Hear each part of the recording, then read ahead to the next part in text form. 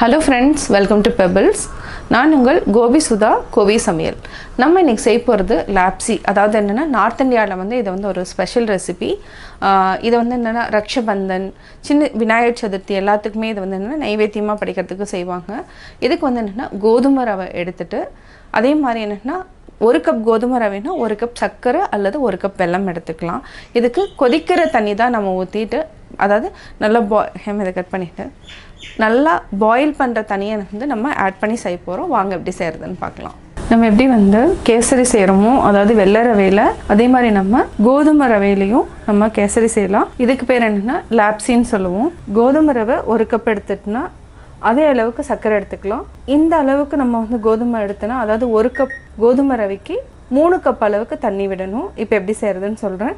First வந்து நம்ம நெய் விட்டு கோதுமையை நல்லா வறுத்துக்கலாம். இதுக்கு ஒரு டேபிள் ஸ்பூன் அளவுக்கு இப்போ நெய் விட்டுருக்குறோம். நம்ம இன்னும் கொஞ்சம் நேரம் கழித்து ஆட் பண்ணிக்கலாம். நெய் நல்லா உருகட்டும். உருகுனதுக்கப்புறம் நம்ம முந்திரியை லைட்டாக ஃப்ரை பண்ணி வச்சுக்கலாம். இப்போ நம்ம ஒரு 15 முந்திரியை வந்து 2ஆக உடைச்சி நெய்யில் ஃப்ரை பண்ணிக்கலாம். பொன்னிறமாக வறுத்துக்கலாம்.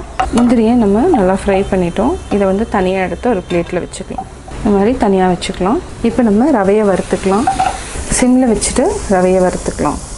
ஒரு சைடில் நம்ம ரவையை வந்து நல்லா வறுத்துட்டுக்கலாம். இன்னொரு சைடில் இதே 3 கப் அளவு தண்ணி விட்டு நம்ம அதாவது என்ன தண்ணியை நல்லா சூடு பண்ணிக்கலாம். பச்சை வாசனை போகிற வரைக்கும் நல்லா வறுக்கணும். நெய்யிலே வறுத்தா தான் அந்த டேஸ்ட் வந்து நல்லாயிருக்கும். அப்படியே வறுத்துட்டே இருக்கலாம். இப்போ நம்ம இன்னொரு சைடில் கேஸ் ஆன் பண்ணிவிட்டு நம்ம 3 கப் அளவுக்கு தண்ணி விட்டுக்கலாம். இது வந்து ஒரு சைடில் இதே கப்பில் நம்ம 3 கப் அளவுக்கு தண்ணி விட்டுக்கலாம். 1 2 3. இது நல்லா கொதிக்கட்டும். நம்ம அதே மாதிரி இந்த பக்கம் ஒரு சைடில் நல்லா ரவையை வறுத்துட்டே இருக்கலாம். ரவை வறுக்கிறப்பவே நம்ம கொஞ்சமாக ஏலக்காயும் ஆட் பண்ணிக்கலாம். ஏலக்காய் தூள் இருந்தாலும் சரி, நீங்கள் ஏலக்காயை தட்டி போட்டாலும் சரி. இது வந்து ஒரு 4 ஏலக்காய் அளவுக்கு நான் ஆட் பண்ணிக்கிறேன் வாசனைக்கு.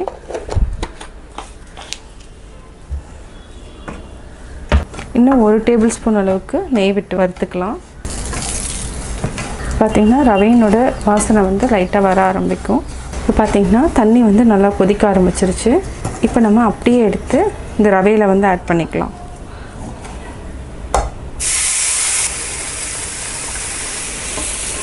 இது வந்து ரொம்ப ஈஸி மெத்தடு. நம்ம தனியாக வந்து ரவையை வறுத்துட்டு ஒரு சைடில் வந்து நல்லா கொதிக்க வச்சு ஆட் பண்ணோன்னா சீக்கிரமாக வெந்துடும். அதே மாதிரி டைமும் வந்து உங்களுக்கு வேஸ்ட் ஆகாது. இப்போ நம்ம எல்லா தண்ணியும் ஊற்றிட்டோம். நல்லா வேகட்டும். இப்போ நம்ம மூடி வச்சிடலாம். கட்டி வந்து இல்லாமல் நம்ம கலந்துட்டோம். மூடி வச்சதுக்கப்புறம் நல்லா வெந்ததுக்கப்புறம் நம்ம வந்து சர்க்கரை போடணும். இல்லைனா வந்து வேகாது. நல்லா மிக்ஸ் பண்ணி விடுங்க. ஒரு சிலர் கலர் வேணாலும் ஆட் பண்ணிக்கலாம். இப்போ பார்க்கலாம், நல்லா வெந்துடுச்சு. இப்போ நம்ம ஆல்ரெடி 1 கப் வந்து கோதுமை ரவைக்கு அதே அளவில் நம்ம சர்க்கரை எடுத்துக்கிறோம். இதையும் நல்லா மிக்ஸ் பண்ணி விடுங்க.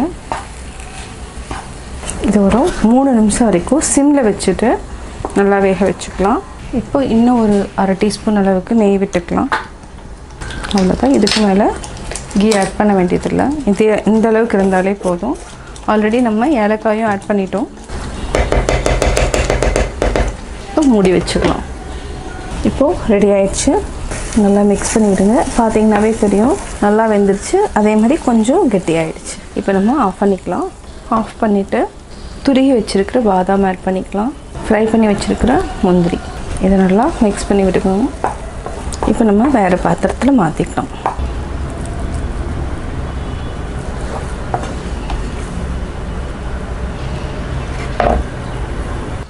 சுவையான கோதுமை கேசரி ஆர் லாப்சி ரெடி.